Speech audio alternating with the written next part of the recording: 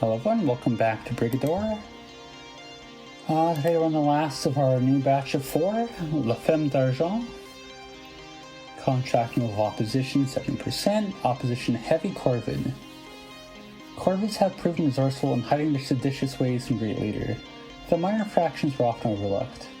The presence of Gournay Split is much more contentious than a walled city like Solenobre.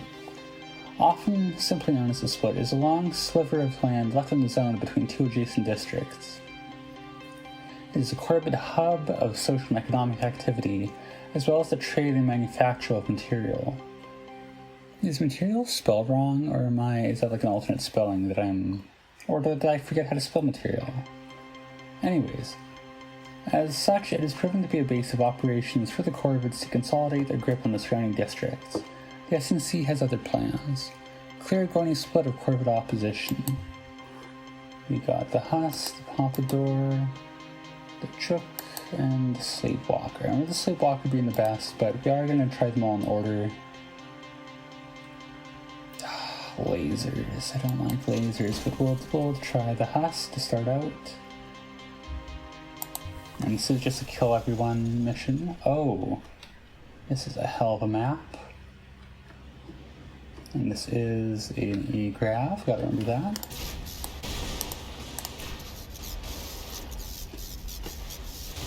And yeah, you kind of start out with, I don't know how you could avoid all the people at the start.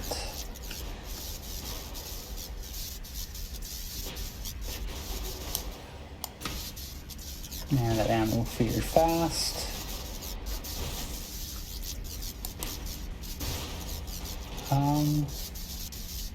If everything comes to me, this can be actually pretty straightforward, at least until we run out of ammo.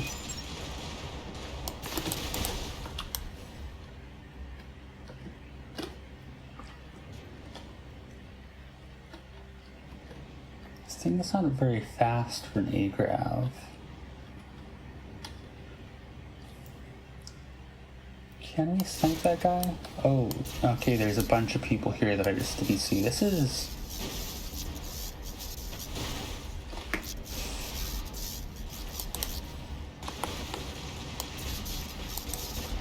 Sorry, I need the ammo.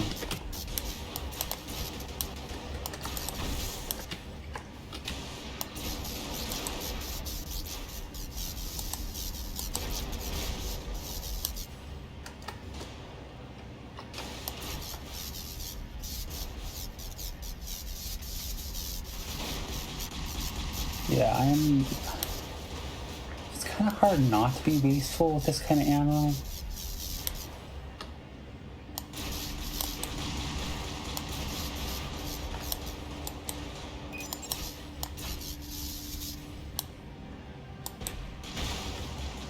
Okay, we have to get these pickups here.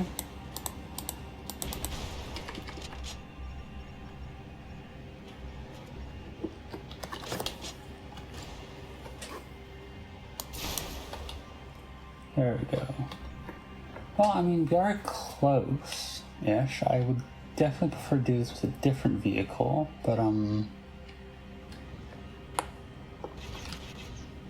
let's do something like that to start out. I think we need to be closer before we can really laser them.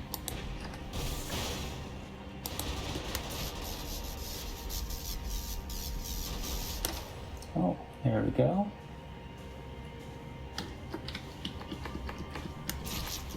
There's sundown. Oh, not even looking where I'm going.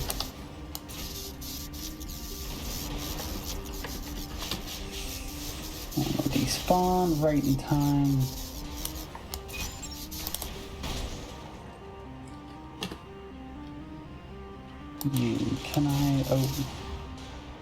That is out. I wish there was an ammo indicator right by your vehicle, but let's just get out of here. I remember early on when I was playing, it's like, oh, I should hunt down all the depots. I don't think there's any depots here or anything, but like here, Now, let's just get out of here.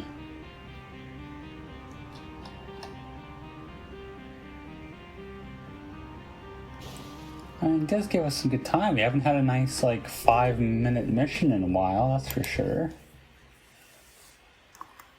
And then we unlocked, a 4-batch and an extra. That's exciting. Right, to see what the extra one's about in the future, but we do have enough time to look at the acquisitions, so that's always good. We only have enough money for 3, but we're closing in on the end of them, so... Panic walls. Everyone calls them panic walls, but I think the official MEP designation is something like Emergency Reactive Fortification Grid Network. It doesn't make for any kind of decent acronym, which is weird because that's the bread and butter of military lingo. These things got laid down about the same time as the orbital gun network. For years there was construction equipment all over the place. You just prayed you didn't live in a district where it ran 24 hours a day. Most people have never seen a panic wall activated, but it is terrifying. Like you didn't feel locked up tight enough with the district gates. I was in a bar out in the Deads once when one of those car rides got bad enough that they locked the whole place down. Suddenly, all anyone could see were these huge red chevron walls. We were stuck in there for hours until a pair of forks and police colors and lights came through. And the panic walls just slid right back up in place behind them. They stood with their guns trained on the crowd until they got enough reinforcements to check papers and make arrests. Even after I joined the Corvettes, I made sure to stay away from that kind of scene. It's MB, so MB is a Corvette. I don't know, I didn't pick up on that for sure before, but it makes sense, I think, given what we've heard. We've got the Cult of the Founder. One of the most difficult aspects of Solo Nobre's culture to describe accurately to outsiders is the significance of the founder colonists. While great leaders' isolationist policies have relegated Nova Solo to a mere footnote on the political stage of the outer colonies, it was among the first to be colonized at such an extreme distance from Earth, and as such had to make do in relative isolation for much longer than other colonies. This would have been a challenge on a planet with flora and fauna as inhospitable as Nova Solo. This challenge would have been enough, but the founders also dealt with a catastrophic meteor shower, and the resulting decimation of cryostats while en route, compounded by an emergency landing. The colony would have been a complete write-off. The planet left dormant for generations if it weren't for a number of colonist engineers on board, and their heroic self-sacrifice to land the colony ships as intact as possible. The death tolls were horrific, but the fledgling colony survived. Your feet find Earth's soil is a rough translation of a popular blessing in Earth, Solo Nobre. To a Nobrean, death is not to be feared, except a death with one's body surrendered to the void of space. That's by E5. We got enough time. It's going to be a shorter episode regardless. We might have to look into the freelance missions later, but for now, I will just do Transit Nova Sobre and then call it here. The joke is that a clerical error or a misplaced decimal point is how we got the Solo Nobre standard gauge rail. The truth is simpler.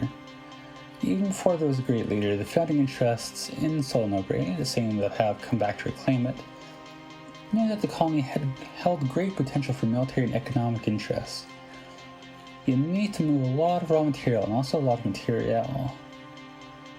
Oh, so that is like a different word, because they have them right back to back, so I guess the material with an E means something else, pronounced something else, ostensibly. I should look into that after this, but anyways.